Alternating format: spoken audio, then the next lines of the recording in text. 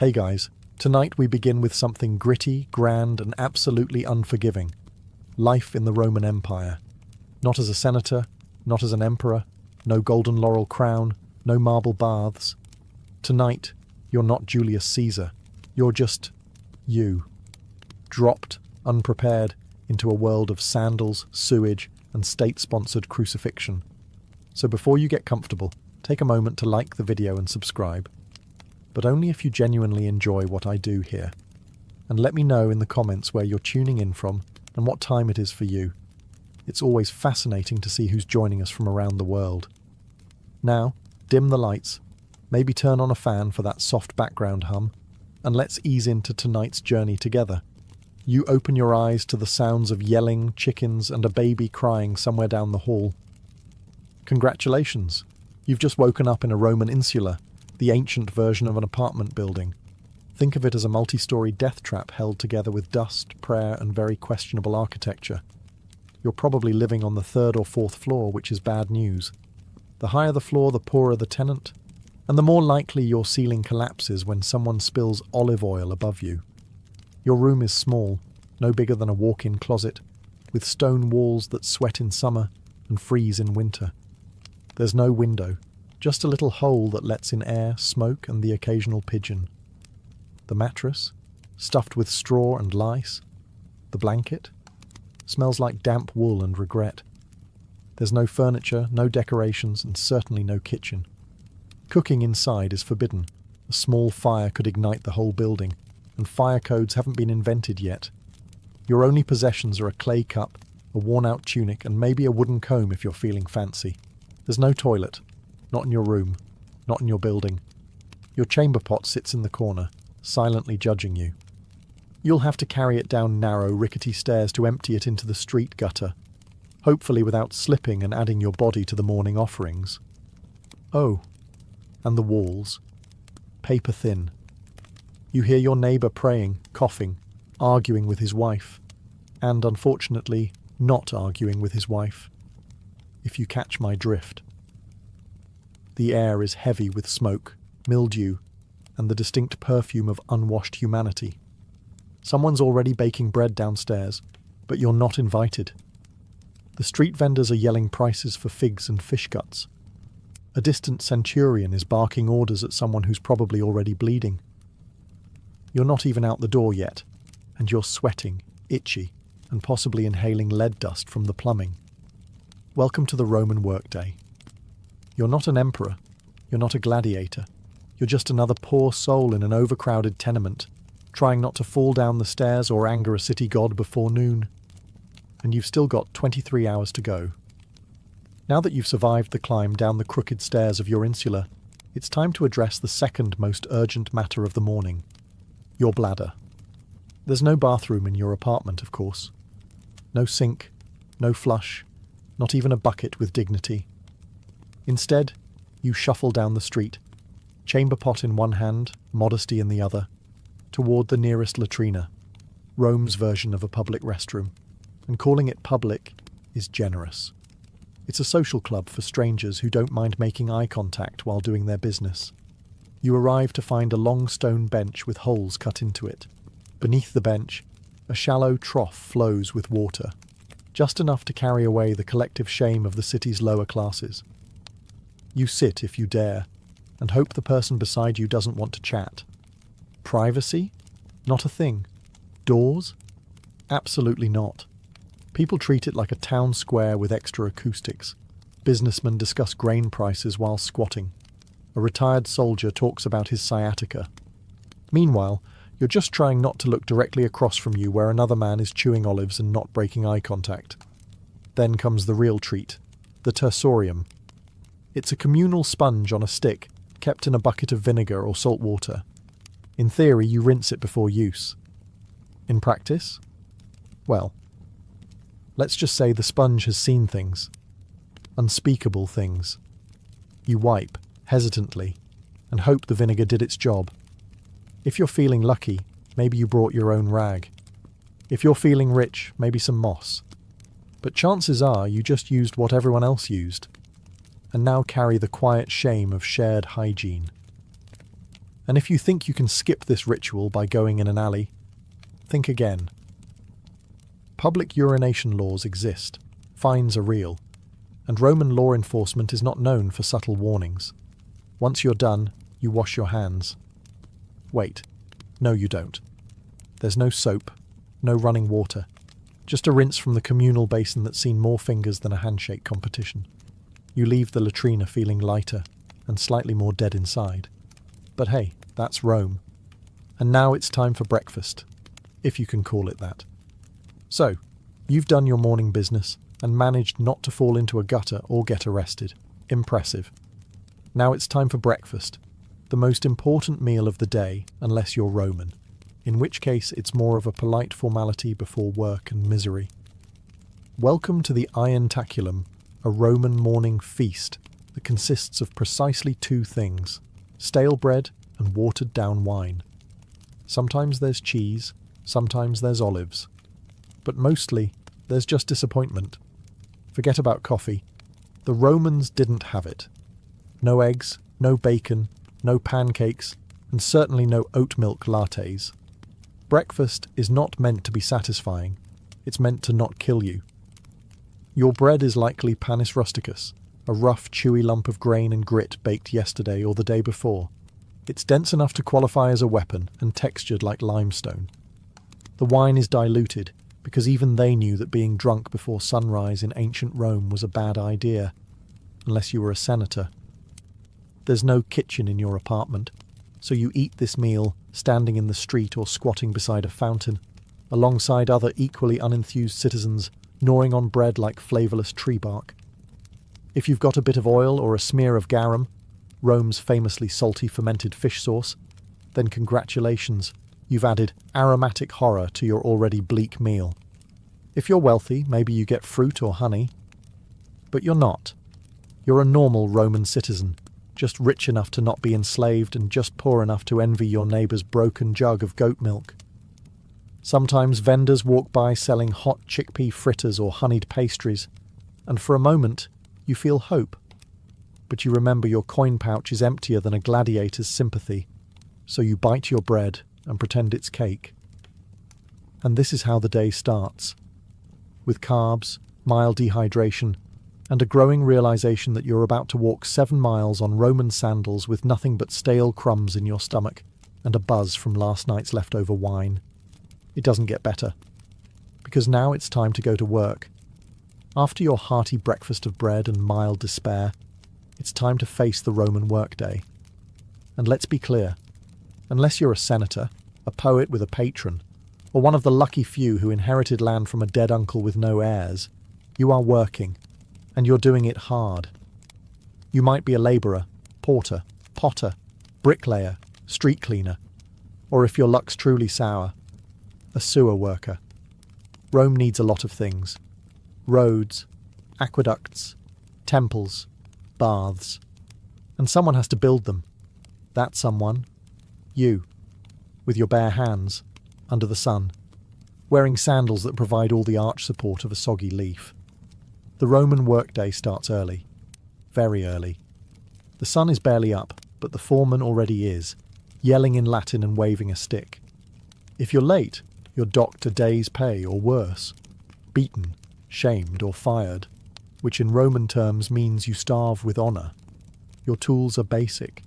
You dig with a shovel made of splinters and prayer, carry bricks on your back, and haul water from a cistern that smells like old socks and ambition. There are no gloves, no helmets, just sweat, dust, and the constant awareness that one slip might crush your spine and your career simultaneously. And if you're a craftsman, good luck. You're competing with hundreds of others selling the same clay pots, sandals, or cheap tunics. Underpricing is common, and quality doesn't matter if a richer citizen decides he doesn't like your face. Even more elevated jobs, like messenger, accountant, or teacher, aren't glamorous.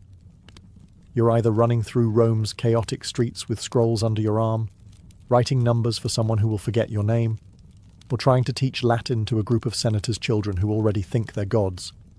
Women? They're working too, spinning, weaving, selling vegetables, or managing stalls in the markets, plus raising children, plus managing the household, plus not dying during childbirth, multitasking before it was cool. And after all this, you get a short break for lunch. Maybe. If your supervisor isn't in a bad mood or trying to impress a visiting prefect. So yes, you work, or you die trying.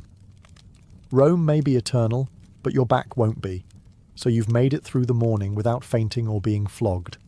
Now it's time to navigate the ancient Roman street, a chaotic, crowded gauntlet designed by someone who clearly hated personal space and public health. Picture it. The sun's high, the city's buzzing, and the street is alive. Not in a poetic way, in a literal way. Rats, flies, stray dogs, livestock, beggars, merchants yelling in 6 languages, children running wild, thieves pretending to help old ladies while pocketing your coin purse. It's like Times Square, if Times Square had no plumbing and everyone was carrying a goat. Let's talk infrastructure. Roman roads were engineering marvels, perfectly straight, masterfully paved, and usually overflowing with a blend of urine, spilled wine, vomit, animal waste, and the remains of last night's garum sauce. The middle of the street functions as an open sewer. Step off the raised footpath without looking, and congratulations. You've just baptized your sandal in the holy waters of human misery. Wagons clatter by with no speed limits, no crosswalks, and zero chill. They don't stop for pedestrians. In fact, Roman law actually banned heavy cart traffic during the day in the city, which means drivers race through at night, in the dark, without brakes, like charioteers on a deadline. If you're not crushed by wheels, you'll be bumped by elbows, baskets, or an angry fishmonger shouting about spoiled eels. Then there's the air, thick with smoke from cooking fires, incense from temples, the scent of public latrines wafting on the breeze. Oh, and dead animals. Sometimes people just leave them there. If a dog drops in the forum, someone might just toss a cloth over it and walk away. And don't forget public spectacles, spontaneous brawls, impromptu protests, or a politician's parade that blocks traffic for hours while trumpet players blast off-key fanfare in your face. So yes, the Roman street is alive and out to get you. Slip on a fig, get hit with a runaway cart, or accidentally offend a patrician's pet monkey, and your day could end faster than Caesar on the Ides of March. And you were just trying to go buy lentils. You're sweaty, dusty, and desperately craving a splash of something cold. The good news? You live in Rome, a city renowned for its aqueducts, those magnificent engineering marvels that carry fresh water from the hills straight into the heart of the empire. The bad news? That water doesn't care about you. Unless you're wealthy enough to live in a domus with your own private fountain, you're sharing water with thousands of your closest coughing, sneezing, not washing their hands neighbours.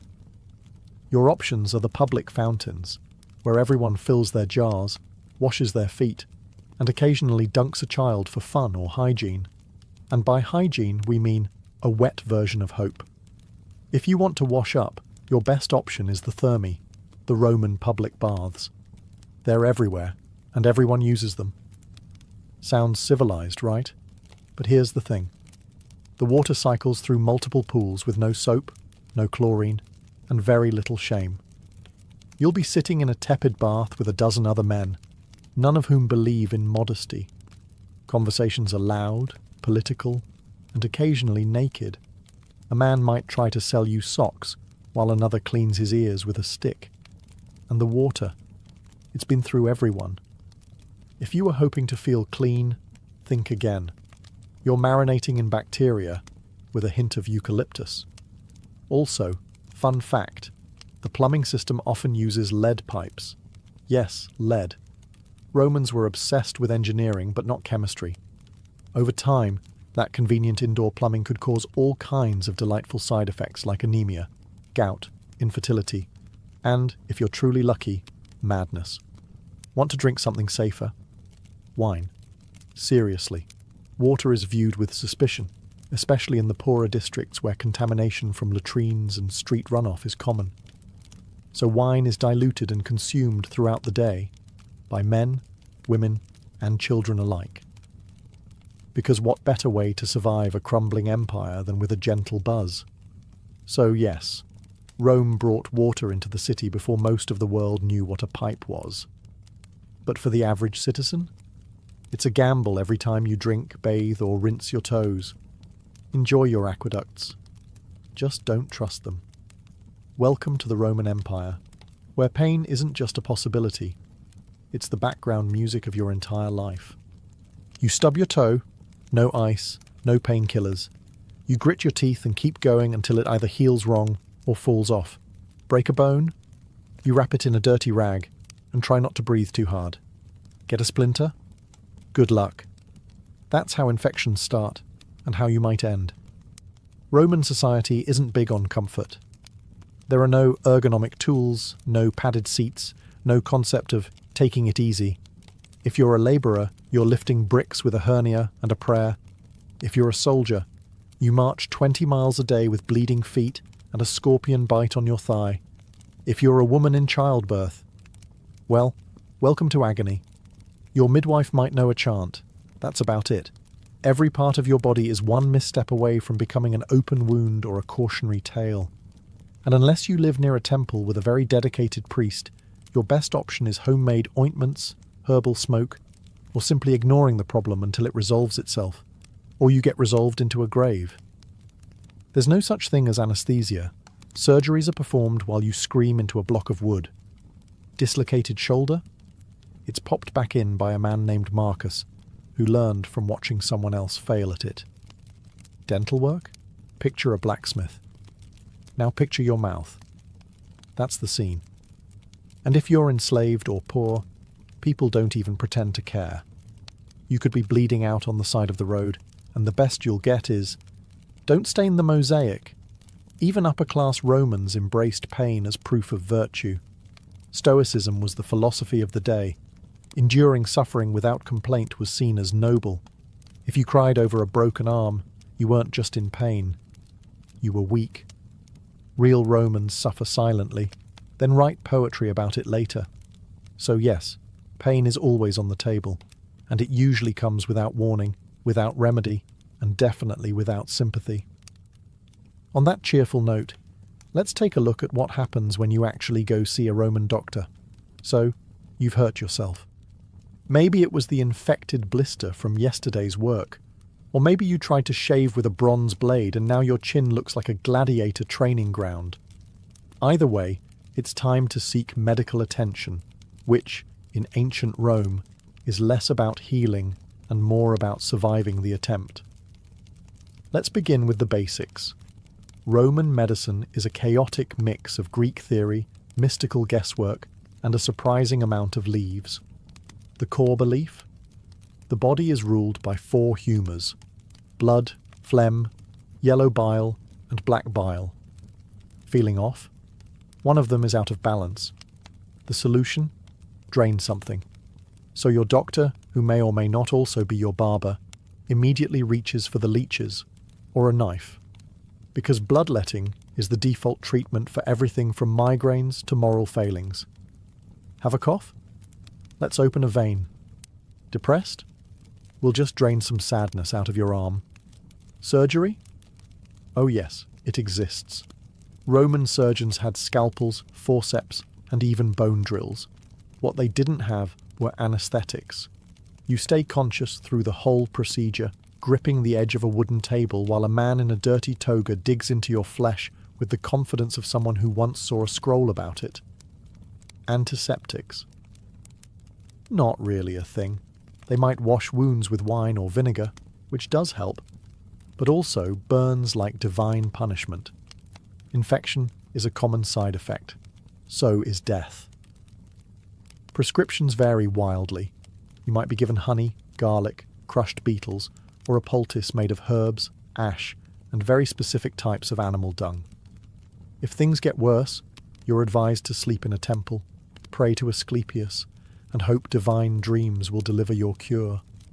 And if none of it works, well, your doctor shrugs, your family lights a candle, and your neighbours start whispering about what kind of omen your death might be. It's not that Romans didn't care about health.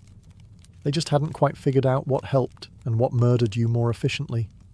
So next time you sneeze, Be grateful for modern antibiotics, and that you don't live in a world where healing often starts with blood loss. After a long day of sweating, bleeding, and dodging carts, you're starving. Time for dinner, or as the Romans called it, cena. Just don't expect anything remotely comforting. Let's start with what's not on the table. No pizza, no pasta, no tomatoes, no potatoes, no chocolate, no sugar, and absolutely no coffee. None of those things had been discovered or imported yet. This isn't Italian cuisine. This is pre-Italy edible survival. You sit down to a wooden bowl of something brown and vaguely hot. It's probably pulse, a porridge made of spelt, beans, or lentils. It tastes like wet gravel with a hint of herb, if you're lucky. If you're not lucky, it tastes like wet gravel without the herb. Protein is rare unless you caught it, trapped it, or fished it yourself. Meat is expensive, and even when you do get some, it's often off. Roman cooking didn't use refrigeration, so preservation meant heavy salting, smoking, or marinating it in garum, a fermented fish sauce that smells like dead ocean and burns your soul just thinking about it. If you're feeling festive, there might be boiled vegetables, hard cheese, or the occasional fig. Rich Romans dined on exotic dishes like roasted flamingo, stuffed dormice, or jellyfish in vinegar, delicacies that mostly scream, "Look at how rich I am and how little I care about taste buds." Your wine is watered down, always. Drinking it straight is seen as barbaric. But don't worry, the water it's mixed with is probably questionable too, so you're just choosing how fast you want to get sick. Dessert? Maybe dried fruit, maybe nuts, or maybe you're fasting because it's a feast day honouring a god who frowns on gluttony. Either way, you're not ending the night with a tiramisu. There are no napkins. You wipe your hands on a cloth shared with 10 other people, or just use your tunic and pretend it's clean. By the end of the meal, your stomach is full but uneasy, and your breath smells like garlic, wine, and slight despair. But at least you're fed. Now all you have to do is survive the Roman nightlife, and trust me, that's not a relaxing stroll. After a long day of grime, toil, and fish sauce, you might be hoping for a little leisure, something to take your mind off your crumbling apartment and the open sewer outside. Well, good news. You're in Rome, where entertainment is everywhere. Bad news? Most of it is horrifying. Let's start with the main event. The Colosseum, the crown jewel of Roman engineering, and the place where your soul quietly dies. This is where crowds gather to watch men stab each other for sport, wild animals devour criminals, and sometimes, if the emperor is feeling dramatic, reenact full naval battles with real water and real drowning. It's free to attend, which sounds generous until you realise it's free because the state wants you distracted while the Senate raises taxes and quietly annexes Armenia. You sit packed between sweaty strangers, cheering as a gladiator loses a limb. There's blood, sand, and occasional public executions with extra flair. You're clapping. You're not sure why. Feeling a little sensitive? Prefer theatre? Head to the amphitheatre for a Roman play. Maybe a tragedy written in Latin you barely understand, or a farce so bawdy the punchline involves someone pretending to defile Jupiter with a sausage. Subtlety is not the Roman strong suit. If you're feeling sporty, try the Circus Maximus. Chariot races are fast, thrilling, and regularly fatal. There are no guardrails, no helmets, and lots of shouting. Crashes are inevitable and spectacular, and the crowd loves it. They're here for the violence and the betting. Don't cheer for the wrong team unless you're ready to fight your way home. And then there's the street entertainment, fire breathers, acrobats, musicians, con artists, and the occasional philosophical rant from a barefoot man with nothing to lose. If you don't like the show, wait 5 minutes. Something else, or someone else, will start yelling. But behind all of it, there's a strange, brilliant madness. Rome didn't just distract its people. It dazzled them into forgetting how brutal daily life was. It weaponized spectacle. And if that doesn't numb you enough, there's always more wine. Now, let's take a walk through justice. Roman style. Spoiler. It's not comforting. You've survived work, dinner, and a gladiator getting impaled for applause. You might think you're safe now, that as long as you keep your head down, the law will protect you. Ah, that's adorable. In Rome, the law doesn't protect, it reminds. Reminds you that you're small, replaceable, and that mercy is a luxury reserved for statues of emperors. First off, legal status matters. If you're a citizen, you have rights. In theory. You can't be flogged in public unless someone important gets really annoyed and you get a proper trial. If you're non-citizen, justice comes in the form of a fist, a branding iron, or a swift execution outside the city gates. Slaves? They are property. If a slave murders their master, even if the master deserved it, every slave in the household might be executed, just to send a message. That message? Don't even think about it. If you're accused of a crime, don't expect a calm chat with a lawyer. Trials are public theatre. The wealthier party brings witnesses, bribes, and dramatic gestures. You bring your tunic and a sinking feeling. If you cry on cue, that might help. If you have no patrons, pray to Jupiter and hope the magistrate isn't hungover. Punishments are designed not just to hurt, but to deter. Thieves can be branded or have their hands broken. Liars might get their tongue pierced. Fraud? Public flogging or exile, if you're lucky. And if you insult the emperor, it's not jail time. It's death, usually creative. Some crimes require public punishment, ideally in front of a crowd that cheers louder than they did for the morning's beheading. Crucifixion is popular, long, slow, humiliating. It isn't reserved just for Jesus.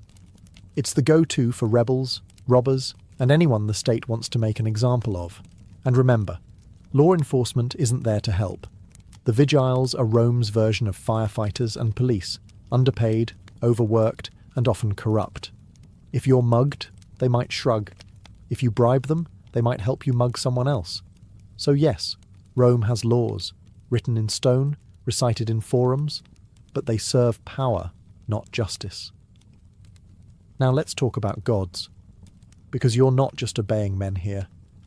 You're on Jupiter's turf. After surviving the streets and dodging Roman justice, you may hope to find comfort in religion. A little peace, a little personal spirituality. Nope, not here. In the Roman Empire, religion isn't a private affair, it's an institution. An ever-present cloud of incense and obligation wrapped around every waking moment of your life.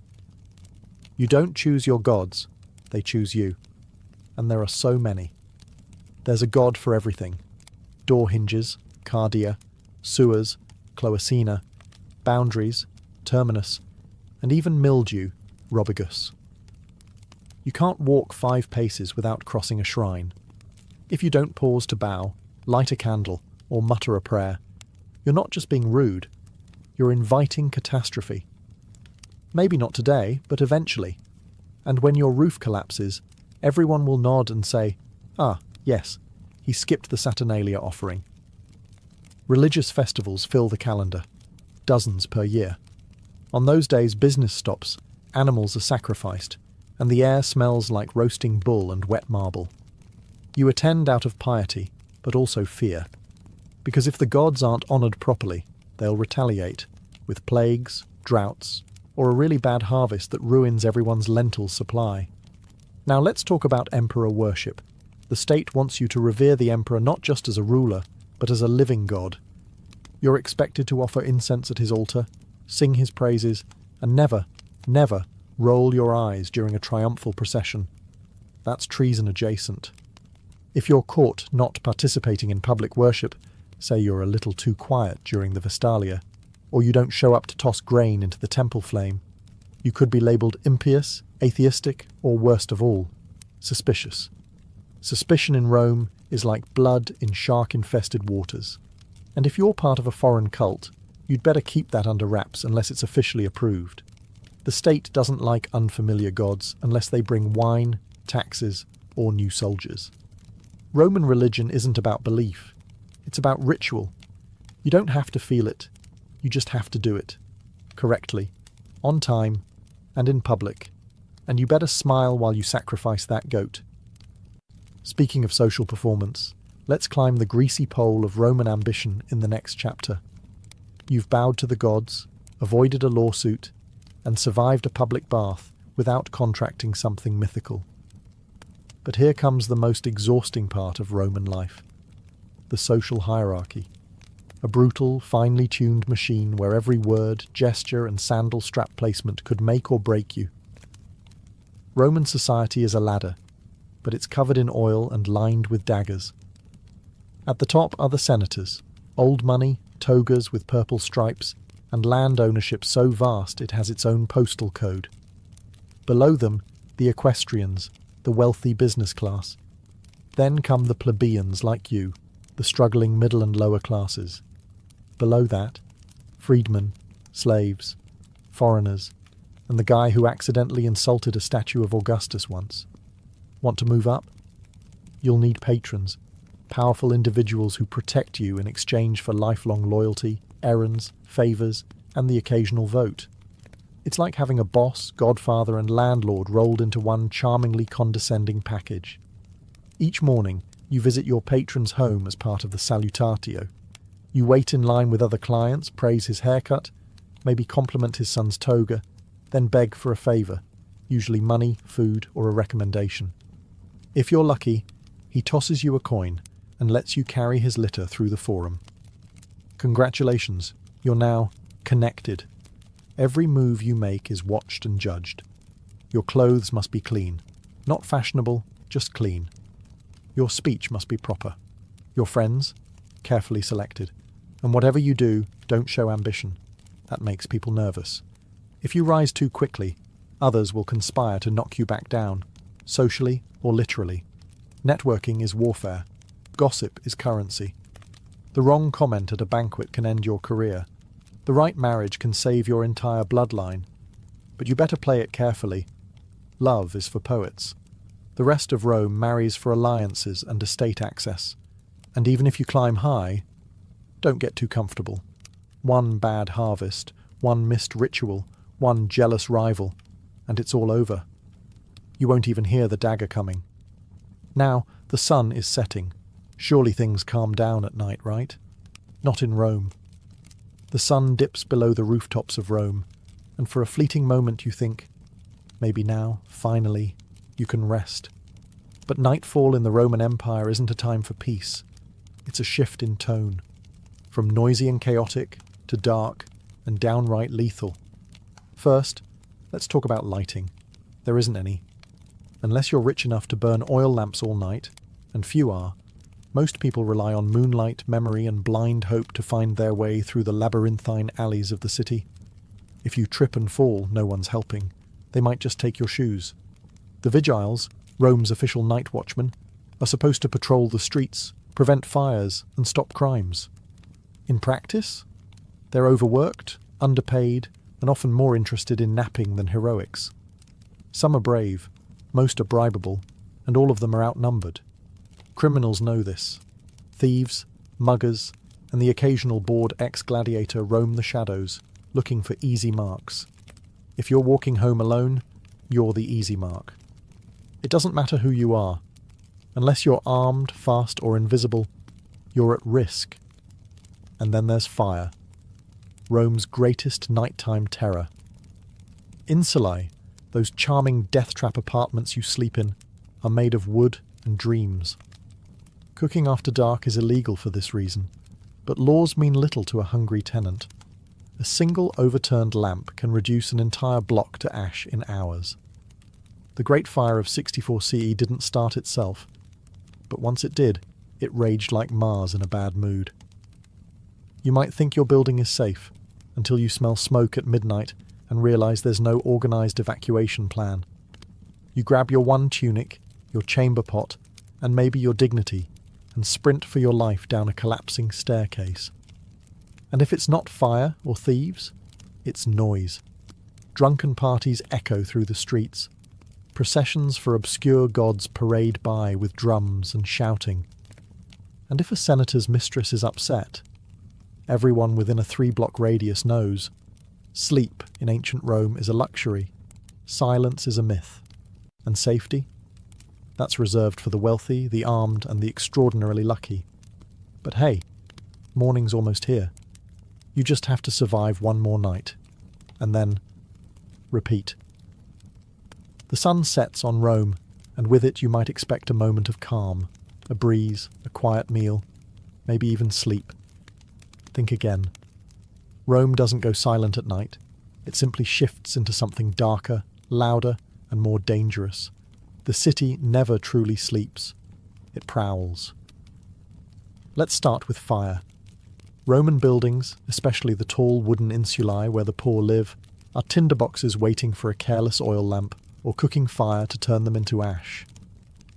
There's no real fire department, just the vigiles, who are part firefighter, part night watch, part deeply underpaid janitor. They carry buckets and hope. If your apartment catches fire, you might be rescued, or you might become a cautionary tale in tomorrow's gossip. Then there are the thieves, cut purses and pickpockets who treat the moonlight like a hunting license. Rome's alleys are narrow and unlit. Torches are expensive. If you must walk after dark, you're doing so by feel, by instinct, and hopefully not by yourself. Don't carry anything shiny. Don't make eye contact. And whatever you do, don't get caught between two drunken gladiators arguing about someone's missing sandal. Speaking of drunk, the city's nightlife is booming. Taverns spill over with cheap wine, loud music, and men shouting bad poetry about Mars and women they'll never impress. Fights break out. Dice games end in blood. And sometimes an angry noble decides to settle a grudge by having a slave beat someone in the street. You hide in the shadows and pretend you didn't see anything. If you're a woman walking alone, good luck. Rome is not kind to unchaperoned females after dark. The streets belong to the desperate, the reckless, and the dangerously bored. Trying to sleep isn't much better. Your insula creaks like it's thinking about collapsing. Rats scurry through the walls. Your neighbour coughs like a dying goat. Somewhere nearby someone is screaming, either from passion, murder, or both. You press your face to a sweaty pillow and pray to Mercury for silence. But there is no silence in Rome. Not for you. Because in the Roman Empire, even the darkness is loud. And when dawn comes, you'll have to do it all again. You woke up in a crumbling insula, survived public toilets, chariot traffic, gladiator gore, lead poisoning, leeches, religious festivals, burning rooftops, and half-cooked lentils soaked in fermented fish sauce. You bowed to gods you don't understand, obeyed laws that don't protect you, and slept through riots, rats, and the occasional public decapitation. You're dirty, tired, possibly infected, and emotionally scarred by the communal sponge. And it's only been one day. Would you last another? Honestly, no, you wouldn't. Most modern humans, with our air conditioning, antibiotics, and 5-minute delivery windows, would crumble by lunchtime. You'd give up before the second round of garum. And yet, the Romans did it. For centuries. Because here's the maddening, magnificent thing. In the middle of all this filth, brutality, and noise, Rome worked. Somehow. They built cities, roads, aqueducts, libraries, temples, and amphitheatres. They expanded their empire across continents.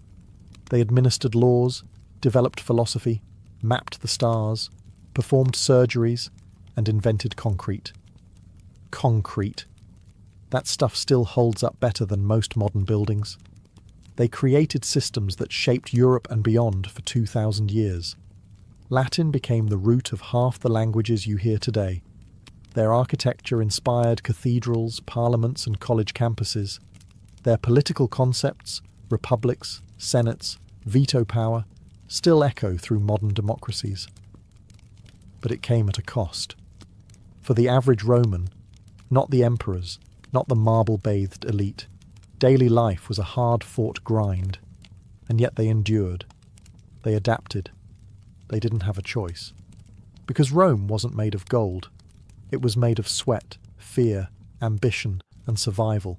Layer by layer, person by person, century by bloody century.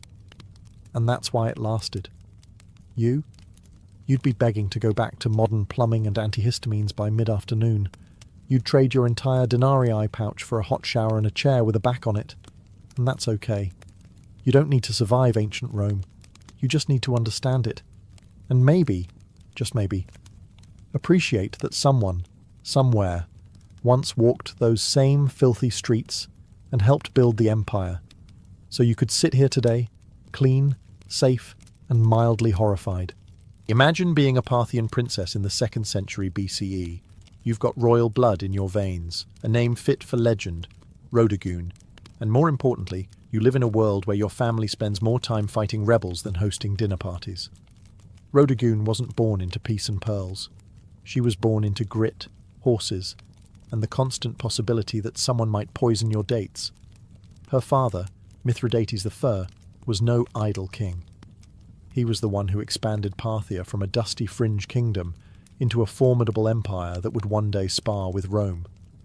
But expansion comes with problems, namely rebellions, betrayals, and those neighbours who just won't accept that your army now owns their backyard.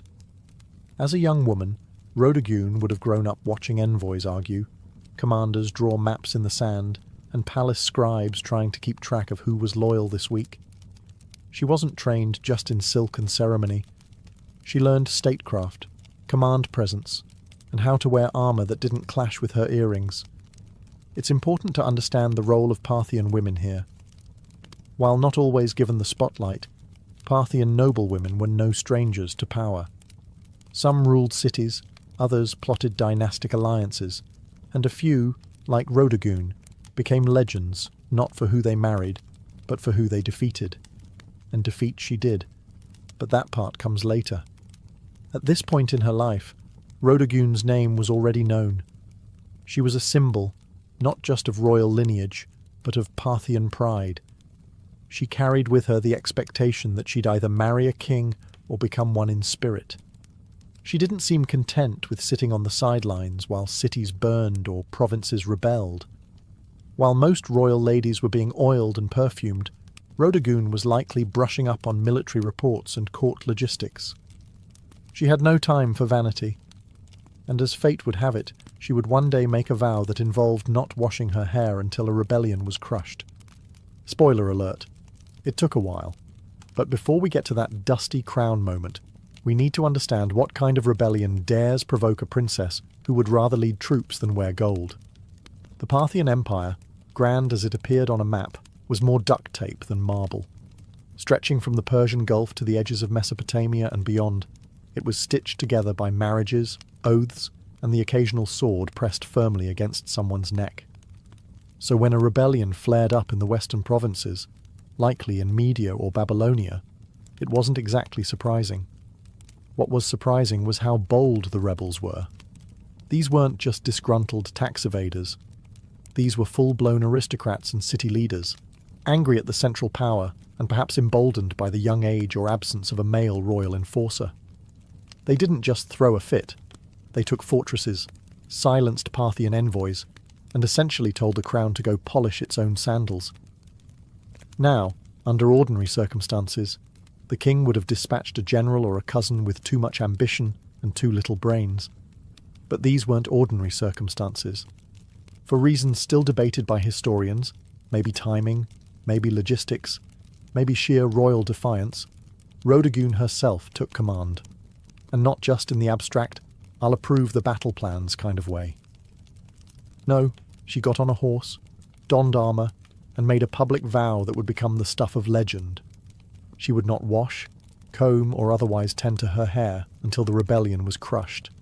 It was bold. It was dramatic. It was, frankly, a nightmare for court stylists. But that vow, dramatic as it sounds, wasn't vanity. It was a declaration. A visual symbol that tied her personal dignity to the fate of the empire. Every time someone saw her tangled, dust-laden hair, they'd be reminded, this isn't over until we win. And that worked. Soldiers rallied. The troops didn't just see a princess. They saw a commander who was literally letting her beauty decay with the war. She embodied Parthian resilience, the kind that didn't rely on thrones but on thorns, dust and sweat. Meanwhile, the rebels probably didn't know whether to laugh or panic. They had expected a general, maybe a diplomat. Instead, they got a furious, unwashed woman who was riding straight for their gates with steel in her eyes and no time for conditioner. And worse, she meant business. When Rodogun set out from the capital, she wasn't escorted by a lavish court parade or showered in rose petals.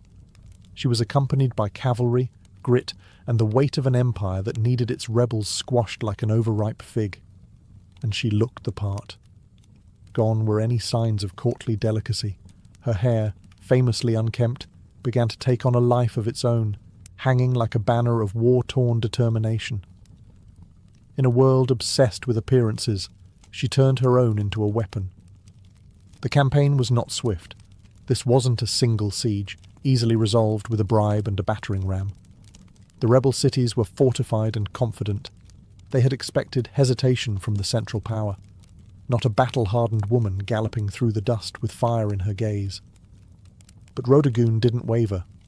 Her military instincts were sharp, perhaps sharper than many of the men who had led before her.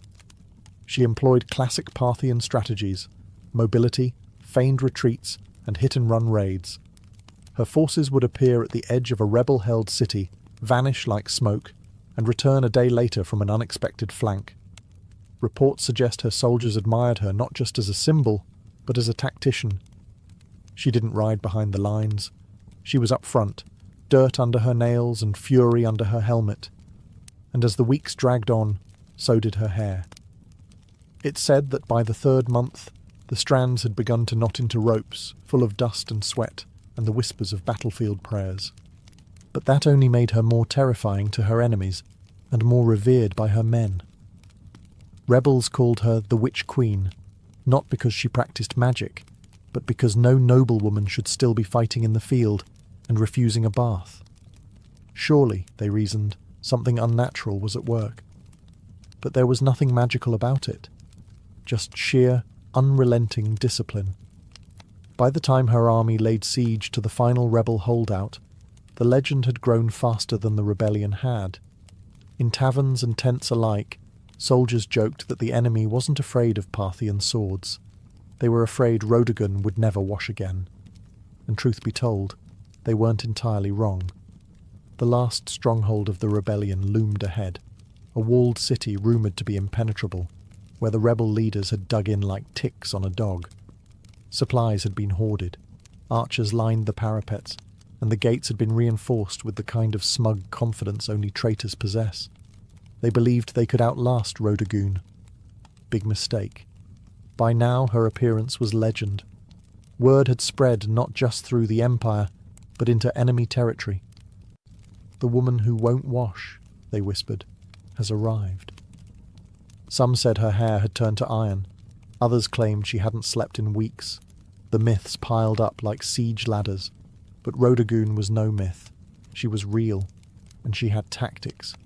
Instead of launching a reckless assault, she opted for a slow, punishing siege, cut off trade routes, intercept messengers, poison wells. The rebels had braced for a battle of swords. Instead, they got starvation.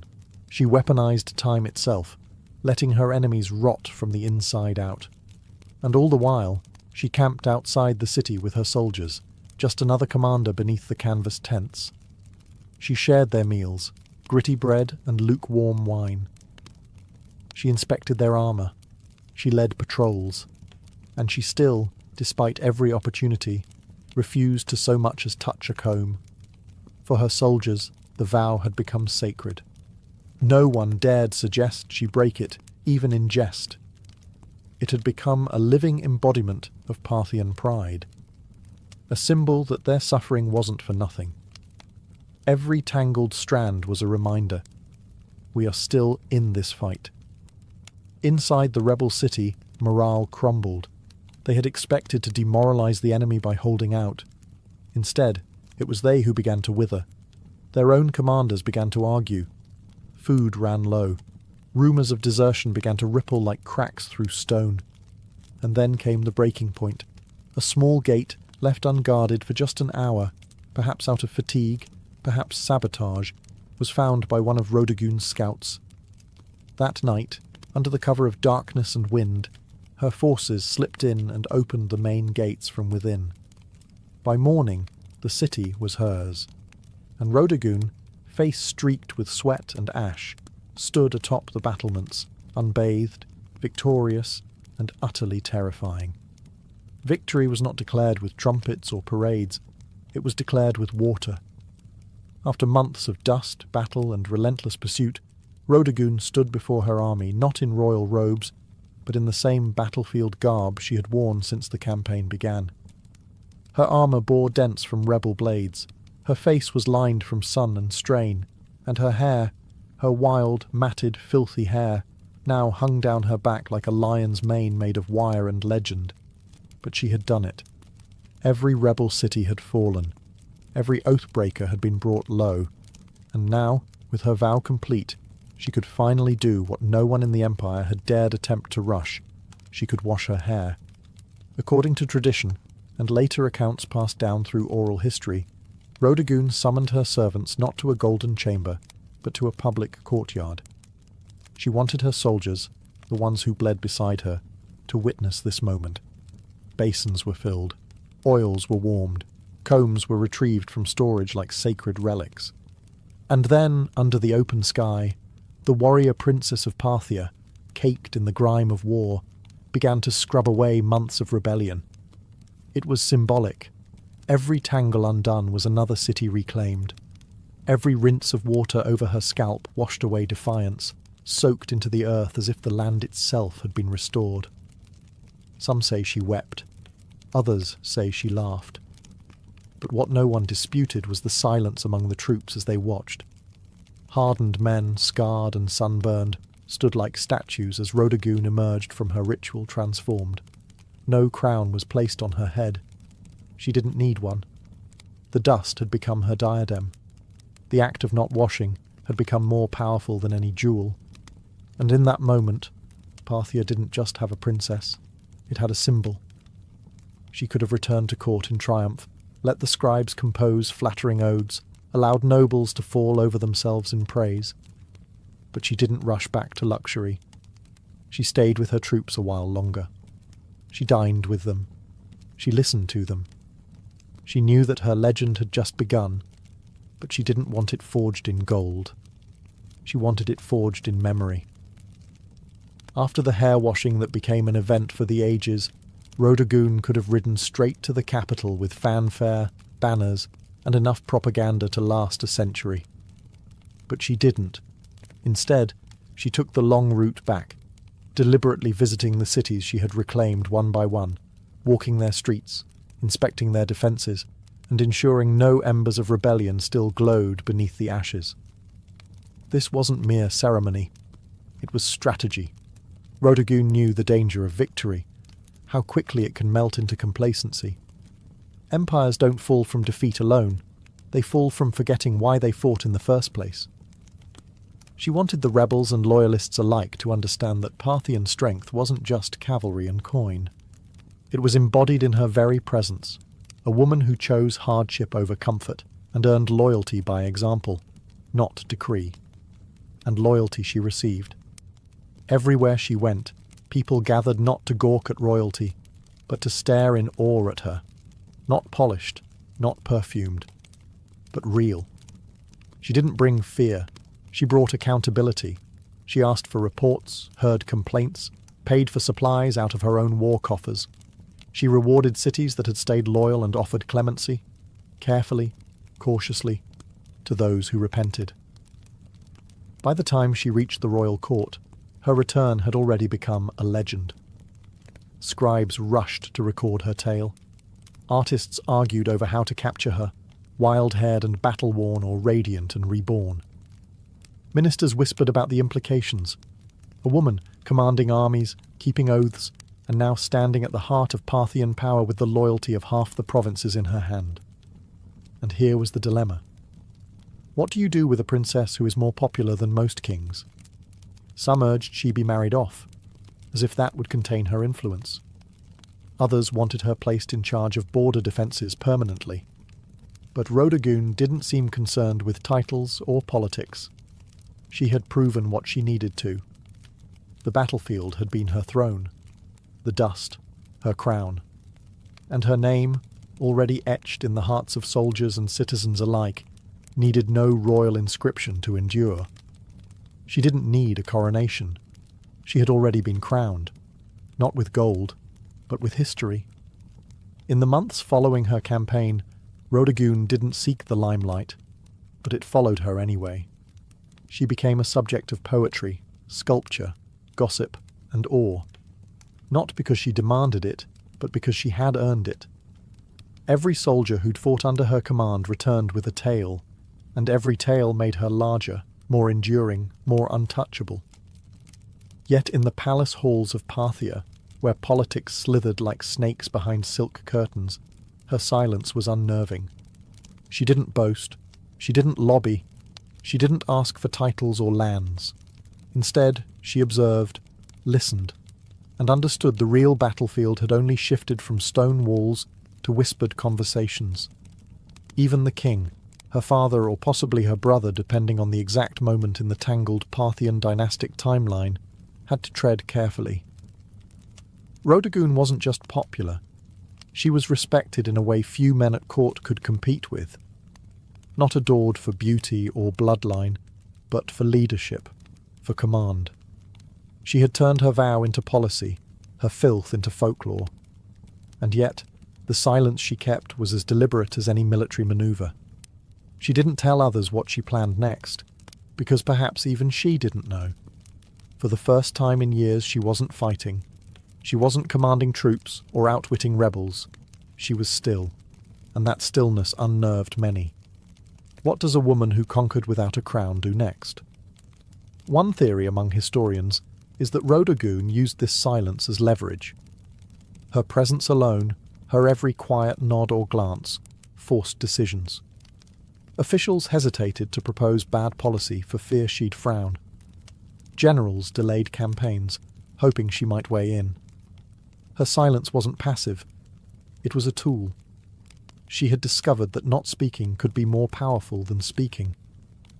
And so she remained, a living legend walking the palace corridors, her freshly washed hair braided not just in gold thread but in memory. Her very existence challenged the norms. She had proven that Parthian might wasn't confined to masculine hands. It could ride into battle with tangled hair and return with cities at its feet, and all she had to do now was wait. Because sometimes the greatest move is no move at all. As the years passed, Rhodagoon's name slowly faded from the formal records. Parthian scribes, more eager to elevate kings and dynasties than unruly warrior princesses, began to downplay her campaign. The silence she once used as a weapon now became the excuse for erasure. No grand mausoleum was raised in her name. No epic poem commissioned by the state bore her face on golden scrolls. But that's the thing about true legend. It doesn't need permission to survive. In the outposts where her army had marched, in the villages she spared, her name remained a whispered spell. Mothers told stories of her to their daughters, not as a fairy tale, but as a warning to any man who underestimated a woman with a mission. Soldiers recited her tactics as if they were sacred text. And rebels, well, even decades later, they still spoke of her as if she might ride again from the dust, with hair flying like war banners.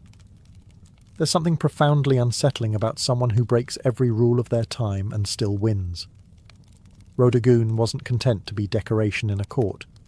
She didn't play the flute, paint birds, or practice the refined art of being quietly ignored. She burned through her time like a comet, and then vanished just as quickly. Historians have debated what became of her. Some believe she retired from public life, choosing peace over politics. Others think she remained an advisor in the shadows, shaping Parthian strategy from behind the veil of anonymity. A few romantics claim she rode out one final time to settle a border dispute and disappeared into legend. Never confirmed, never denied. But what's certain is this: her legacy endured where it mattered most, in the people. She may not have worn the crown, but she ruled in ways no diadem ever could. She redefined what loyalty meant. She showed that a vow, even one as strange as refusing to comb your hair, could be as binding as a royal decree, and far more inspiring. And though history books may offer her only a footnote, the dust of Parthia still remembers her, because you don't need a marble statue to be eternal. You just need to keep your vow and win. Centuries after her death, Rodogun's story remains a paradox, well known in whispers, yet elusive in ink. No towering statue bears her likeness, no royal tomb sings her praises in carved stone. But in the collective memory of those who admire rebellion, endurance and principled ferocity, she is immortal. Not in the way kings are remembered, but in the way forces of nature are.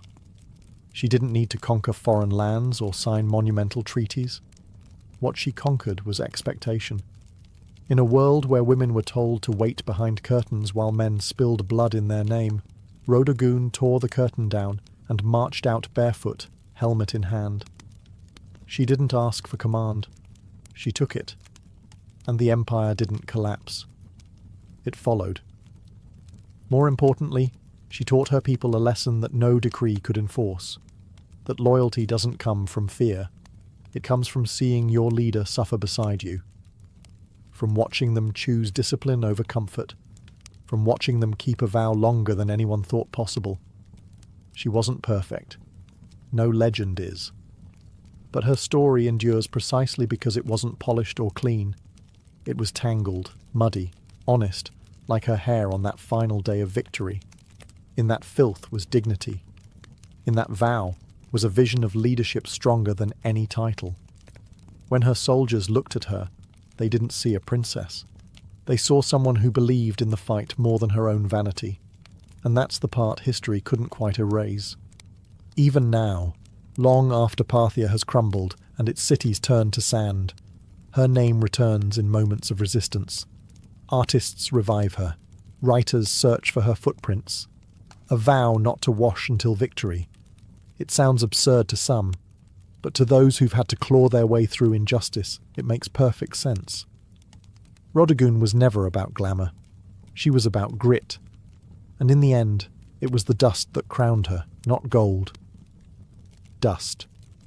The same substance emperors try to escape in death, yet the very thing she wore like a badge of honour.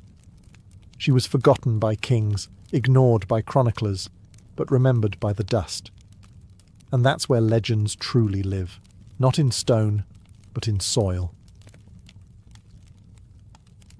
Before empires clashed and blood soaked the sand, before kings trembled at her name, Tomyris was simply a daughter of the wind, born to the raw, open steppe. The land she came from was not gilded in marble or echoing with philosophy. It was brutal, free, and endlessly vast. This was the world of the Massagetae, fierce nomadic horse archers who rode like spirits of the plains, their lives shaped by survival, honour, and war. We know little of Tomyris's childhood, but we can imagine the rhythm of it. She would have learned to ride before she could run, to shoot before she could speak in full sentences. Among the Massagetae, girls were not caged in tents or veiled by silence. They trained beside the boys, rode with the warriors, and grew up with iron in their blood. To lead, one had to bleed. And Tomyris, even as a young woman, bled for her people. Her tribe worshipped the sun and sky, lived off their herds, and buried their dead with weapons, ready for battle in the afterlife. They had no cities, no golden temples, but they had pride. And when enemies approached, they met them not with prayers, but with arrows. Tomyris likely came to power after the death of her husband, who may have ruled the tribe before her.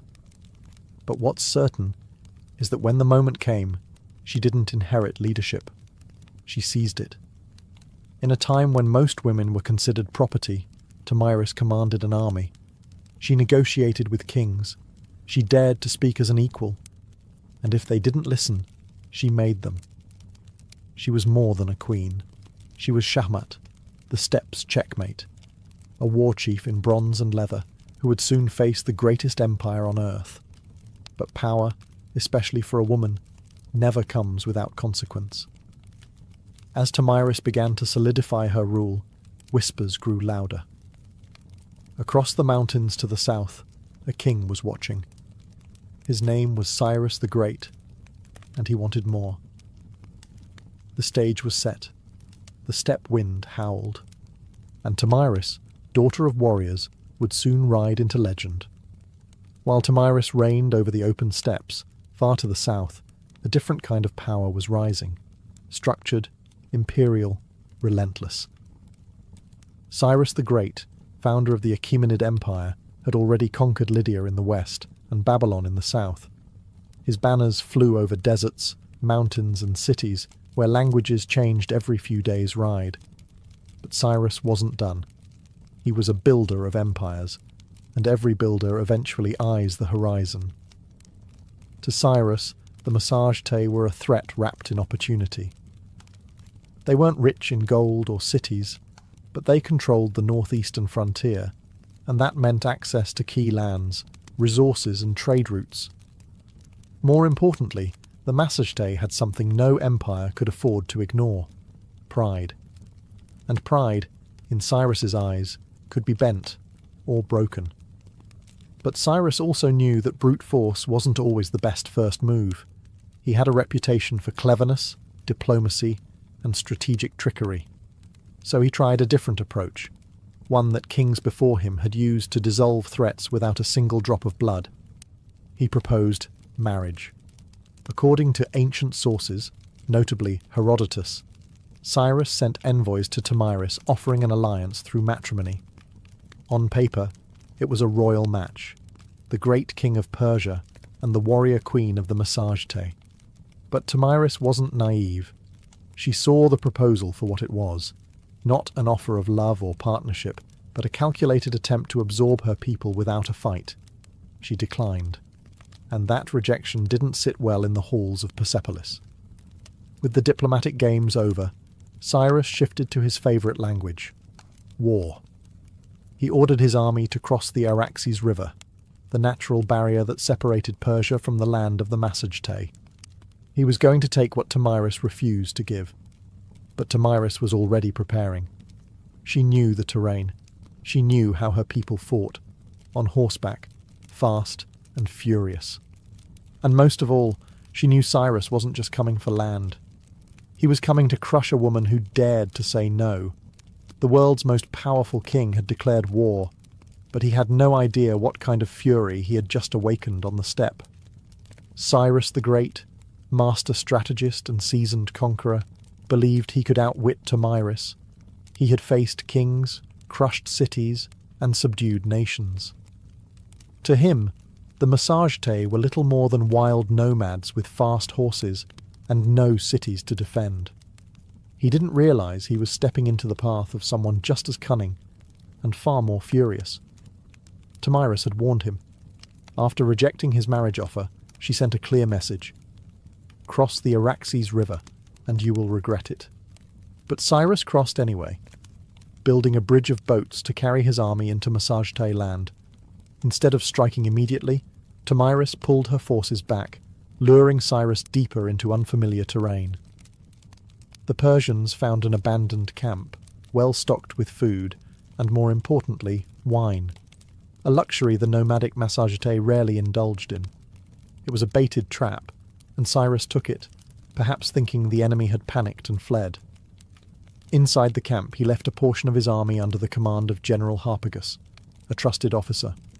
As the Massagetæ returned under the cover of night, they fell upon the drunk and unsuspecting Persians with deadly precision. The battle was brutal and swift. Among the dead was Spargapaises, Tomyris' son and a Massagetæ commander. Accounts differ on what happened next. Some say Spargapaises was taken alive and, realizing his capture, begged for death and took his own life. Others claim he was killed in the fighting, but all agree. When news reached Tomyris, something inside her shattered, and then turned to steel. Her grief was volcanic, but her rage, that became legendary. She sent another message to Cyrus. This one wasn't a warning, it was a vow. You may be a glutton for blood, she said, but I swear, I will give you your fill." She promised to make the ground run red with Persian blood, and her vengeance would not be quiet. Cyrus had taken her son. He had violated her land. Now he would meet not the queen of the massage-tay, but the mother of a slain warrior, and the last face he would ever see. The next battle would not be a skirmish. It would be an execution. The sun rose over the plains like a blade, sharp and blinding. Tomyris stood at the head of her army, no longer just a queen, but a storm given form. Her warriors, hardened by the nomadic life, painted their faces with ash and rage. This wasn't about politics anymore. This was about blood. Cyrus, for all his might, had underestimated the massage-tay. He assumed they would fight like the tribes he had conquered before, chaotic, uncoordinated, easy to crush. But Tomyris had spent her life among warriors. She understood how to strike. Not blindly, but with precision. She rallied her forces for a full-scale assault on the Persian invaders. And this time, she wasn't holding back. The location of the final battle is lost to history, swallowed by the vastness of the steppe. But what's clear is that Tomyris launched a ferocious counterattack. Her cavalry swept across the plains like a tide of knives. They fired arrows from horseback, closed in with axes, and fought like people with nothing left to lose. The Persians, battle-hardened, disciplined, and experienced, weren't expecting this level of organized fury. Tomyris didn't just lead her troops, she fought beside them. Her presence on the battlefield ignited her warriors like wildfire. Every strike was driven by vengeance. Every charge was an answer to her son's death. Cyrus tried to hold the line, but it shattered. The Persians were routed. Many died where they stood. Others fled into the endless grasslands, only to be hunted down. And Cyrus the Great, the man who had conquered Babylon, Lydia, and nearly the known world, fell in the chaos. Whether he was slain in combat or captured and executed depends on the version told. But either way, he died on Tomyris's terms. What came next is infamous. According to Herodotus, Tomyris found Cyrus's body on the battlefield, ordered his head severed, and then, in a final act of symbolic revenge, submerged it in a wineskin filled with human blood. "Drink your fill," she said, "of the blood you thirsted for." Was it historical fact or poetic embellishment? Maybe both. But it didn't matter. The message was eternal. Tomyris was not to be conquered. When the dust settled and the grass drank deep the blood of empire, Tomyris stood victorious. A warrior queen who had done what no king or army before her could. She brought Cyrus the Great to his end. News of the defeat sent shockwaves across the ancient world. The mighty Achaemenid Empire, thought to be unstoppable, had been humiliated by a woman from the steppes. The Persians did their best to downplay the loss, but the death of their founder couldn't be ignored. Cyrus's body was eventually returned and buried with honor in the royal tomb at Pasargadae. Yet the stain of his final defeat would linger like a wound on the empire's legacy. For Tomyris and the Massagetae, however, the victory was more than revenge. It was a declaration. They had defended their sovereignty not just with weapons, but with dignity. Tomyris had stood up to the world's most powerful ruler, and she hadn't just survived, she had triumphed. And then she vanished from history. No records survive detailing her later years, her death, or any successors she may have appointed. It's as if, after taking her vengeance, Tomyris simply rode back into the horizon and allowed the wind to carry her legend forward. In the centuries that followed, historians, poets, and chroniclers would try to fill in the blanks, turning her into a symbol as much as a woman. To the Persians, her name was a bitter reminder. To the Greeks, she was a paradox, a barbarian who displayed more nobility than many kings. And to the peoples of Central Asia, Tomyris became folklore, a ghostly queen who rides through the steppe, fierce and unbending, with a sword that remembers. Her legacy would inspire countless depictions across cultures.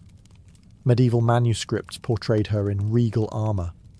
Renaissance paintings imagined her towering over Cyrus's corpse. In every age, she became what people needed: a mother avenger, a wild queen, a lesson in hubris, or a symbol of feminine power. But one truth cuts through the myth: she changed history.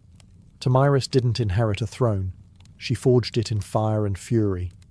And for one brief, unforgettable moment, the Steppe Queen proved that not all empires rise. Some fall to the hooves of warriors who ride with vengeance in their hearts. Much of what we know about Tomyris comes not from local Massageté records. They left no stone tablets or royal archives, but from the pen of a Greek, Herodotus, often called the father of history. Writing a century after her time, he immortalized Tomyris in his histories, casting her as a warrior queen of astonishing resolve and terrifying vengeance. But Herodotus wasn't simply reporting facts. He was weaving a story, one part chronicle, one part morality tale. To him and his Greek audience, Tomyris represented the ultimate reversal of imperial arrogance. Cyrus the Great, a man who had conquered half the known world, fell not to a vast army or a rival king, but to a woman who fought not for glory, but for her child. Her victory was almost mythic, and Herodotus treated it as such. He even detailed her grisly revenge: the wineskin of blood, the severed head of Cyrus, and her damning words, "Drink your fill." But was it true? Modern historians debate this endlessly. Some argue that Herodotus exaggerated or even invented parts of the tale, using Tomyris as a narrative tool to humble the Persian Empire, which, at the time of his writing, was still a looming force over the Greek world. Others believe that while the blood wineskin episode might be symbolic, the core event, Cyrus's death at the hands of Tomyris, likely did happen. There's also the question of bias. Herodotus, for all his insight, often filtered foreign cultures through a Greek lens. He portrayed the Massageté as wild and free, yet noble, an exotic mirror to Greek ideals of honour and liberty. Tomyris, in that frame, wasn't just a barbarian. She was a moral counterweight to Persian ambition. Still, even if details blurred over time, Herodotus succeeded in one thing. He ensured Tomyris would not be forgotten. Because of him, she became more than a historical footnote. She entered the realm of legend, where facts soften but impact sharpens. And in that space between myth and memory, Tomyris's story found a strange kind of immortality. In a world dominated by kings and conquerors, Herodotus left us a queen who refused to kneel, and left her enemies bleeding in the sand. Though she may have slain one of the ancient world's most iconic emperors, Tomyris never ruled an empire herself. She didn't build cities of stone or inscribe edicts on golden tablets. Her people, the Massageté, were nomads, living not by walls, but by the rhythms of the land, the sky, and the horse. This meant that Tomyris's legacy was never institutionalized. There were no marble busts or royal coins bearing her likeness, no archives to immortalize her decrees. Instead, her story passed on as stories do on the steppe, through firelight, song, and the whispered awe of warriors. The Massageté were one of many powerful tribes of the Central Asian steppes. Their cousins included the Scythians, the Saka, and the Dahai, all expert horse archers who roamed the lands between the Caspian Sea and the borders of ancient China. These tribes were feared by empires for their mobility, unpredictability, and ferocity in battle.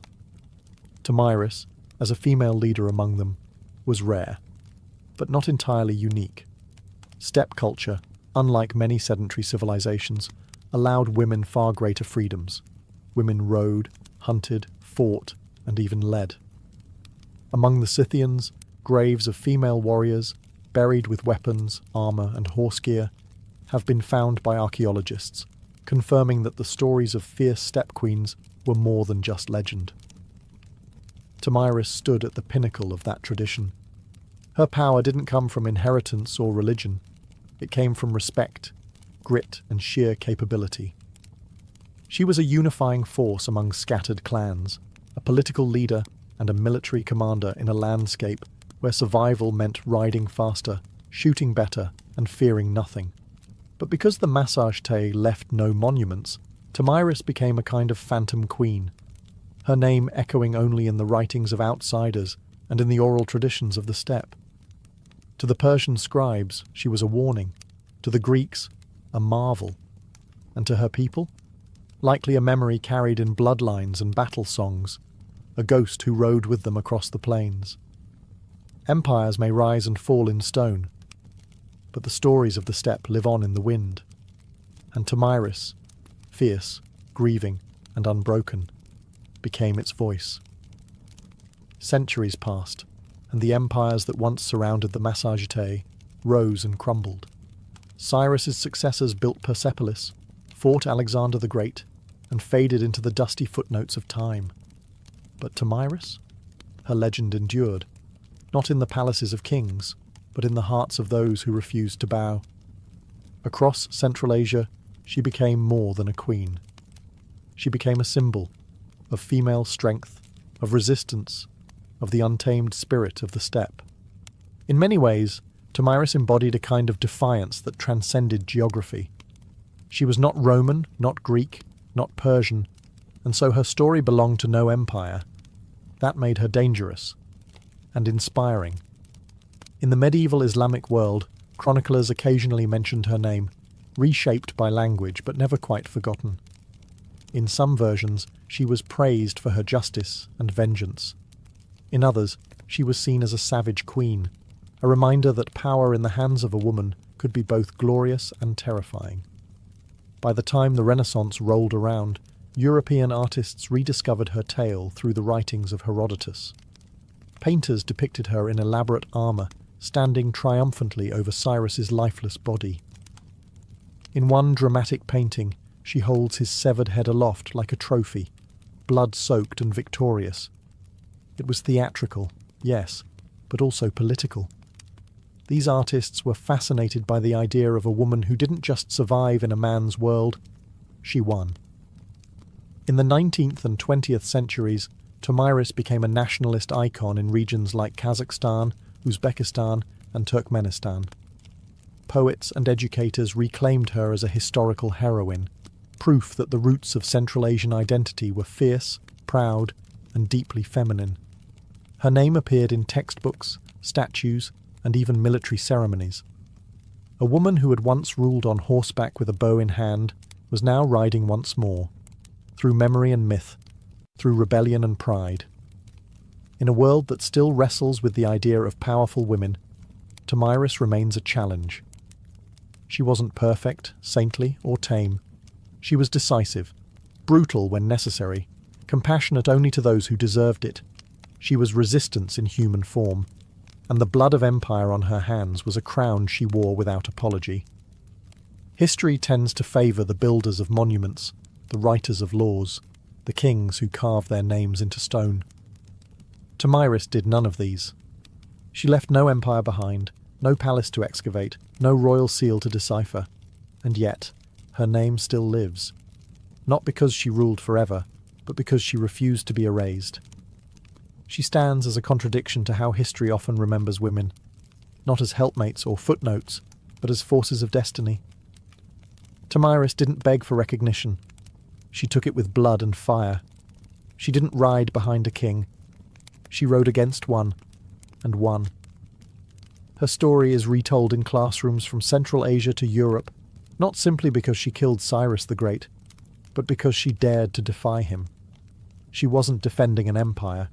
She was defending freedom, a freedom that rode on the backs of horses, that hunted with hawks, that slept under the stars.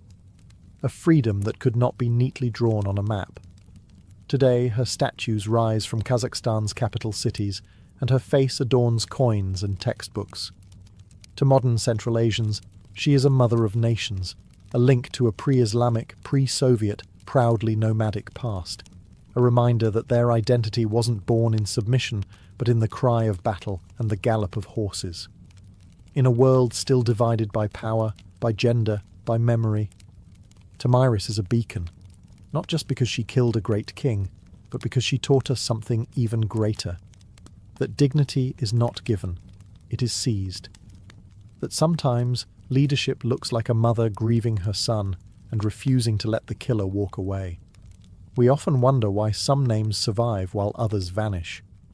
Tamiris survived because she was unforgettable, because in a time when women were expected to disappear into the tents of men, she rose, blade in hand, fury in heart, and carved her story into the flesh of history.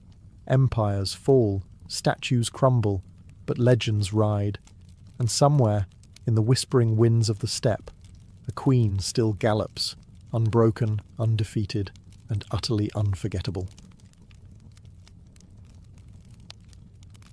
In ancient Egypt, beekeeping wasn't a hobby, it was a state-sponsored science with divine approval. Long before modern apiaries, Egyptians had already developed an organized mobile system for managing bees and extracting honey.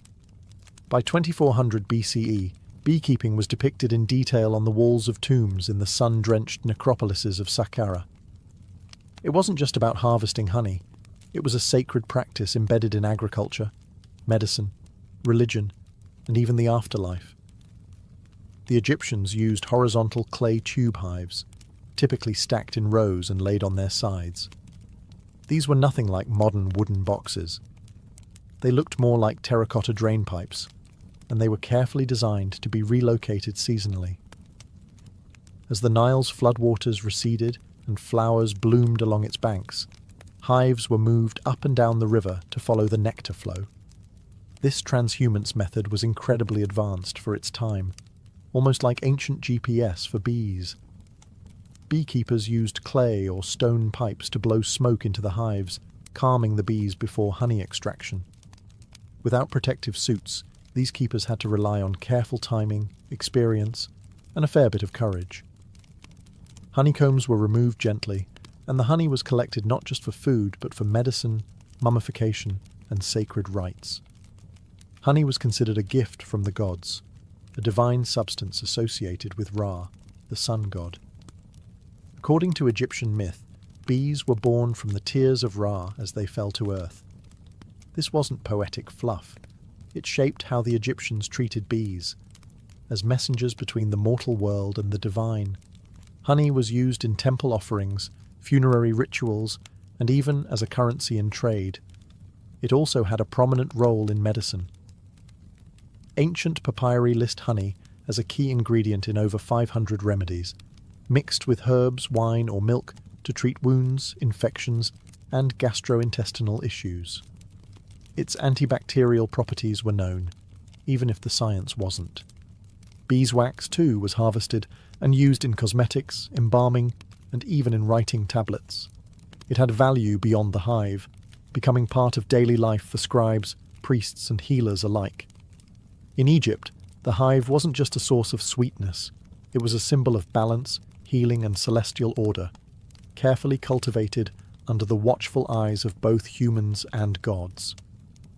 While Egypt gave beekeeping structure and sanctity, ancient Mesopotamia gave it something equally vital: laws. The cradle of civilization didn't just master irrigation, writing, and city building, they also knew the value of honey and the importance of protecting its production. Though Mesopotamian beekeeping wasn't as visually celebrated as in Egyptian tombs, its traces are found in cuneiform tablets and legal codes, suggesting a quietly sophisticated practice. References to bees and honey appear as early as the Sumerian period. In Akkadian and Babylonian texts, there are mentions of ninsur, meaning bee gardens or apiaries. These spaces were often attached to temple grounds or royal estates, suggesting honey production was an elite-controlled resource. Honey and beeswax were used in religious offerings, medicine, food, and trade. And losing a hive could be a serious economic blow. The most telling piece of evidence comes from the Code of Hammurabi, dating to around 1754 BCE. While most of the code is famously devoted to issues like theft, injury, and agriculture, a few lines directly address bee disputes. If someone allowed their bees to swarm into another man's field, and the bees caused damage, they were liable. If honey was stolen, restitution had to be made, sometimes in the form of silver or replacement jars. In a world where almost everything was counted in grain, the fact that honey warranted its own legal protection speaks volumes. Mesopotamians also understood bees as more than just insects. Some texts describe them as divine messengers, even linking them to Ninurta, the god of agriculture and war. Beeswax, in particular, was valued for sealing documents and creating ritual figurines. It was both practical and mystical, part of both bureaucracy and magic. Though the exact design of Mesopotamian hives isn't fully preserved, scholars believe they may have used mud brick or woven basket hives, similar to early Levantine styles. These would have been kept in shaded gardens or rooftops, protected from the harsh summer heat. Mesopotamian beekeeping was less about worship and more about structure, regulating resources, ensuring fairness, and maintaining the economic balance of a society where even a bee sting might end in litigation. Here, the hive was not just a biological wonder. It was a microcosm of order, law, and the civilizing impulse itself. In the rugged highlands of Anatolia, long before the Greeks took center stage, the Hittites were quietly mastering the art of beekeeping, and they weren't treating it like a backyard hobby. To the Hittites, bees were sacred agents of purity, messengers between realms, and essential to both agriculture and the spiritual health of the kingdom. Unlike Egypt and Mesopotamia, where beekeeping was a blend of science and economics, the Hittites took a more ritualistic approach. In religious texts from the 14th and 13th centuries BCE, bees are mentioned not just as producers of honey, but as active participants in purification rites. One famous Hittite ritual text describes a ceremony in which a bee is summoned to go and remove the evil, the impurity, and the wrath of the gods. The bee is then released, not killed, a rare show of mercy in ancient rites, suggesting a deep reverence for the insect. The Hittites valued honey for its taste and its sacred utility. It was used in libations, sacrificial offerings, and anointing rituals, often combined with wine, milk, or grain. Honey wasn't just consumed, it was poured, burned, and blessed. It served as a medium between human intention and divine reception. In terms of practice, evidence suggests the Hittites used clay or woven hives, likely stored in protected enclosures near temples or royal estates. Though the archaeological record is sparse, parallels with neighbouring Levantine and Syrian traditions hint at portable tube-like hives, possibly made from straw and mud, stacked and managed much like those in Egypt.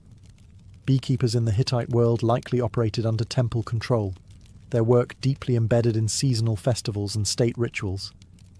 Honey was not a mere commodity. It was a tool of diplomacy, healing, and spiritual cleansing. The bee, small and unassuming, held symbolic weight that far exceeded its size. The Hittites also contributed a vital piece to the global understanding of bees. They recognized bee migration. Some surviving texts describe the seasonal behaviors of swarms, linking blooming patterns with honey flow, an insight that shows how closely they observed their environment. In Anatolia, the hum of the hive wasn't background noise. It was a sacred frequency, vibrating through the bones of gods and kings alike. The ancient Greeks didn't just study bees, they admired them, feared them, and modelled society on their mysterious order. To the Greeks, the hive was more than a place of honey. It was a living metaphor, a model for the ideal city-state, a symbol of divine order, and a source of endless scientific curiosity. Greek beekeepers advanced the science of apiculture with a blend of practical knowledge and philosophical flair.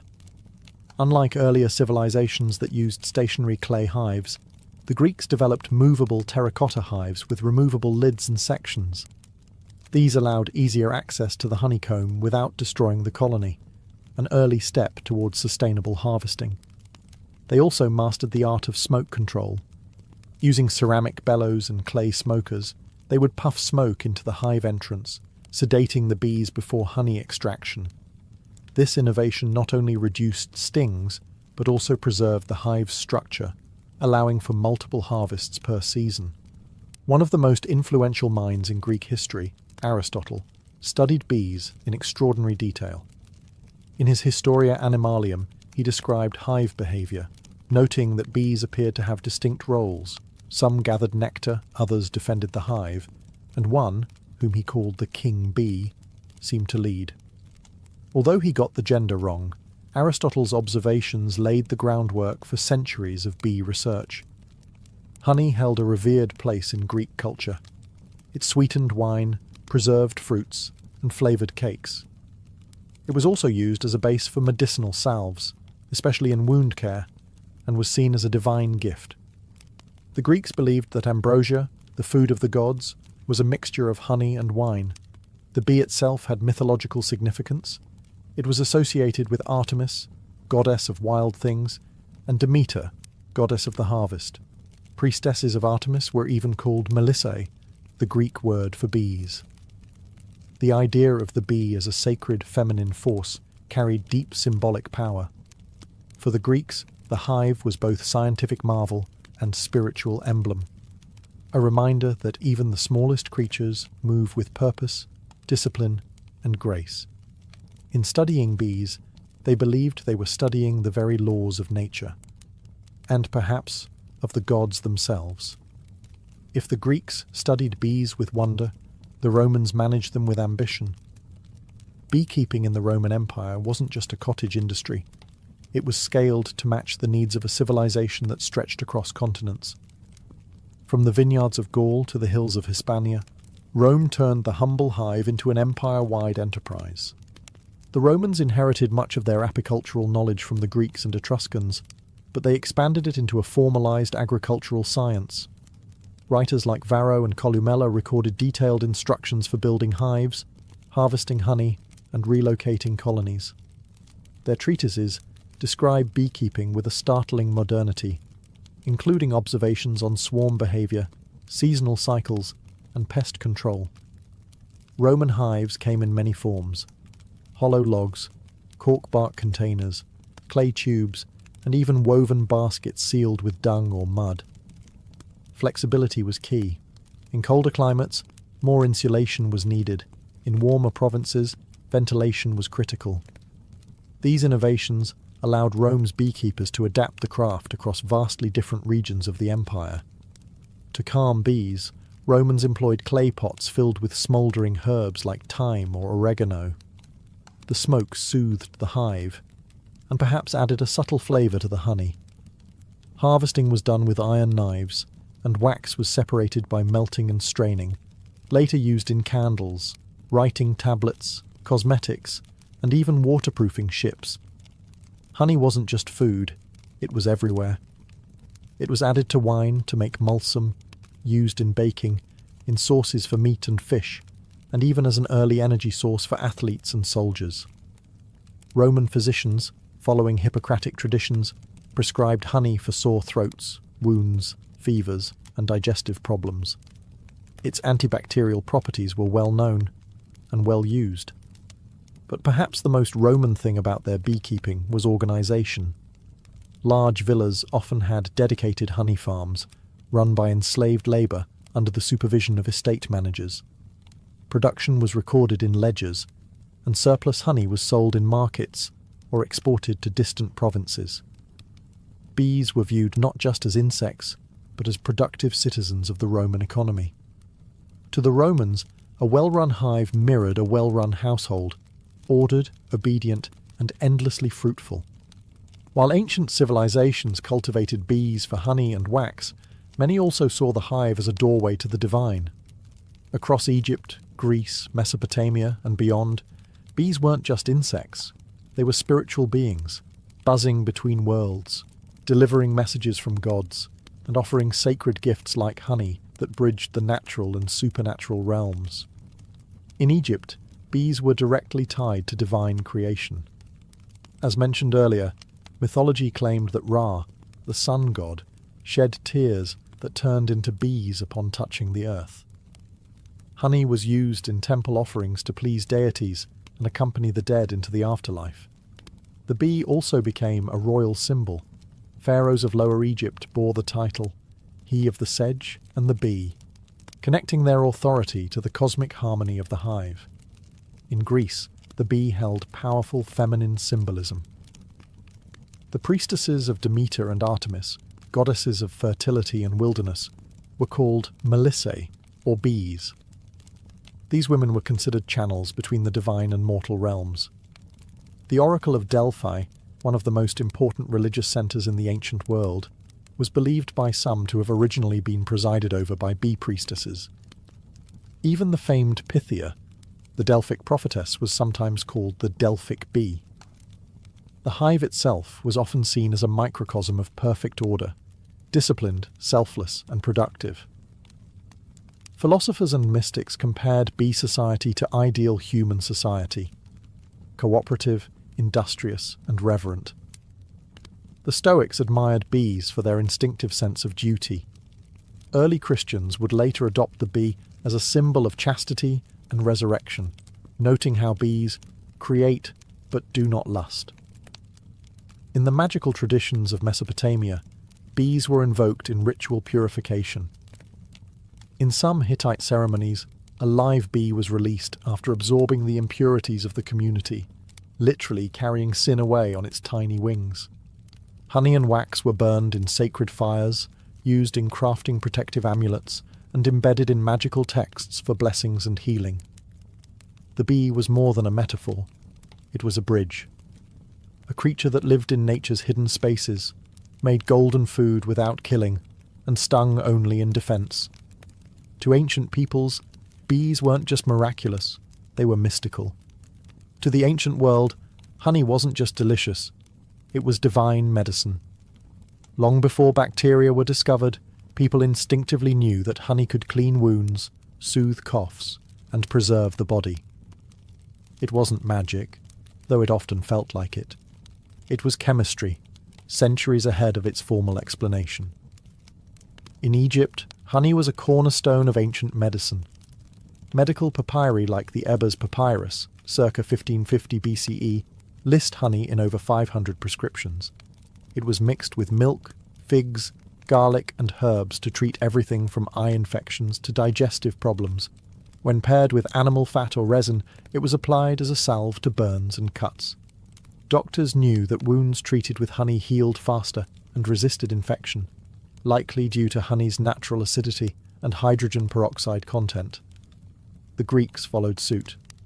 Hippocrates, the father of modern medicine, prescribed honey for respiratory problems, ulcers, and fatigue.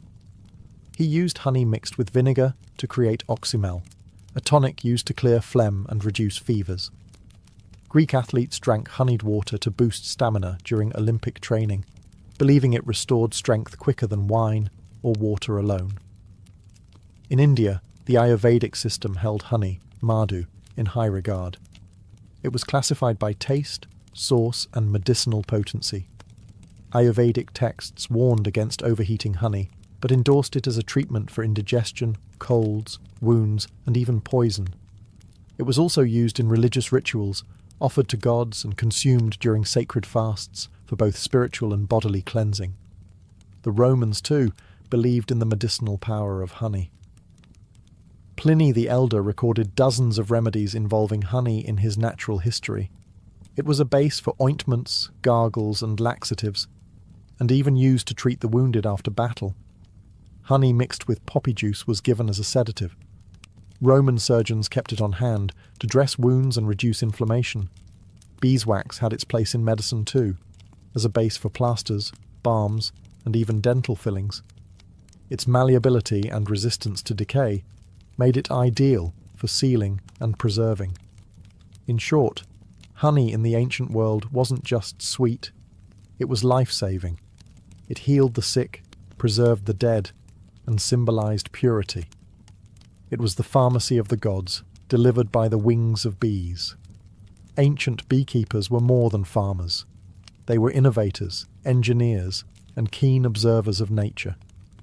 Across civilizations, they developed specialized tools and methods that allowed them to manage bee colonies effectively, harvest honey sustainably, and even protect themselves from the bees' defensive stings. One of the most important innovations was the design of the hive itself. The Egyptians popularized the use of horizontal cylindrical clay hives essentially large terracotta tubes stacked in rows. These hives were durable, portable, and mimicked natural cavities where bees thrived. Similarly, the Greeks and Romans used terracotta and woven basket hives, some with removable lids to allow access to honeycombs without destroying the colony. The ability to inspect and harvest without killing the bees was revolutionary, paving the way for modern sustainable apiculture. To safely extract honey, ancient beekeepers employed smoke to calm the bees. The Greeks invented clay smokers and bellows, designed to direct smoke into the hive's entrance. The smoke masked alarm pheromones released by guard bees, reducing their aggression. Romans refined this by burning fragrant herbs such as thyme or oregano, which soothed the bees and possibly imparted subtle flavours to the honey. Harvesting tools varied. Wooden or bronze knives were used to slice combs carefully. Sometimes, honeycombs were pressed to extract liquid honey, and wax was melted and filtered for later use. Beekeepers often wore minimal protection, relying on experience and careful technique to avoid stings.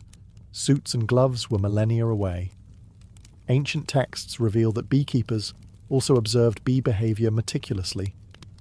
They understood swarm cycles, seasonal patterns, and the importance of moving hives to optimize nectar collection. Some cultures practiced transhumance, relocating hives to follow flowering plants' bloom, similar to modern migratory beekeeping. Additionally, honey storage was a crucial aspect of ancient beekeeping. Egyptians used sealed ceramic jars to store honey, protecting it from moisture and spoilage. Honey's remarkable shelf life was well known, sometimes lasting centuries sealed within tombs. Even the relationship between humans and bees was carefully managed.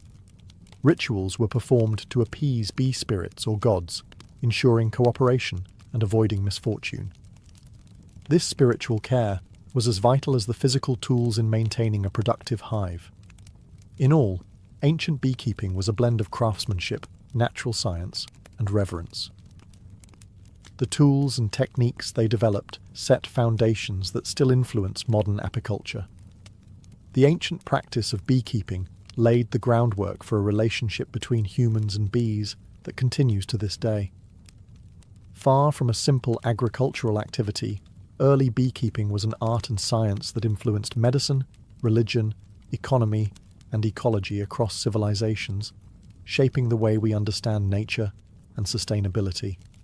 From the Nile Valley to the hills of Anatolia, from the temples of Greece to the farms of Rome, ancient beekeepers honed methods to protect and sustain their colonies. Their innovations in hive design, smoke use, and seasonal management allowed for sustainable honey harvests, a practice crucial for both survival and trade. The respect they showed for the bees' life cycles helped foster a model of harmony between humans and nature. Their understanding of honey as a medicine informed the early pharmacopoeias of Egypt, India, and Rome, influencing healing practices that persist in traditional medicine worldwide. Honey's antibacterial and preservative properties became the foundation for wound care and remedies, while beeswax shaped early technologies in cosmetics, art, and construction. The symbolic and spiritual meanings attributed to bees and honey in ancient cultures also endure. Religious rituals honoring bees and honey continue in various traditions, reflecting humanity's ongoing fascination with the hive as a metaphor for order, cooperation, and divine blessing. The idea of bees as messengers between worlds or symbols of resurrection permeates art, literature, and folklore across centuries. Moreover, the ancient practice of migratory beekeeping, moving hives to follow floral blooms, is echoed in modern commercial apiculture, essential for crop pollination and global food production. The innovations of ancient beekeepers helped set the stage for today's awareness of bees as vital pollinators and the environmental challenges they face. Despite technological advances, the core relationship remains unchanged. Humans depend on bees for food, medicine, and ecosystem health, and bees, in turn, have shaped human culture, economy, and spirituality since the dawn of civilization. The legacy of ancient beekeeping is a testament to human ingenuity, respect for nature, and the enduring power of collaboration, both within the hive and between species. It reminds us that even the smallest creatures can inspire science, faith, and survival.